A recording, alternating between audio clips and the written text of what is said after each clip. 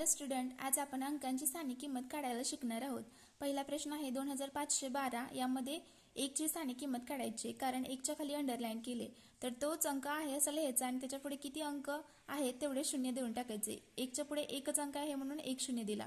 9508 मध्ये 8 ची स्थानिक किंमत काढायची। 8 च्या पुढे एक पण अंक नाही त्यामुळे 8 आहे असा लिहिला। 6321 मध्ये 6 च्या पुढे 3 अंक आहेत म्हणून 6 लिहून त्याच्या पुढे 3 शून्य देऊन टाकायचे। 5143 मध्ये 1 ची स्थानिक किंमत काढायची। 1 आहे असा लिहायचा, ह्याच्या पुढे 2 अंक आहेत म्हणून 2 शून्य दिले। 3432 मध्ये 3 ची स्थानिक किंमत काढायची। 3 आहे असा लिहिला, 1 अंक पुढे आहे म्हणून 1 शून्य दिला। 45728 मध्ये 4 ची स्थानिक किंमत 4 आहे असं लिहायचं आणि त्याच्या पुढे 4 अंक आहेत म्हणून 4 शून्य देऊन टाकली। 98456 मध्ये 8 ची स्थानिक किंमत 8 आहे असं लिहायचं, पुढे 3 अंक आहेत म्हणून 3 शून्य दिले।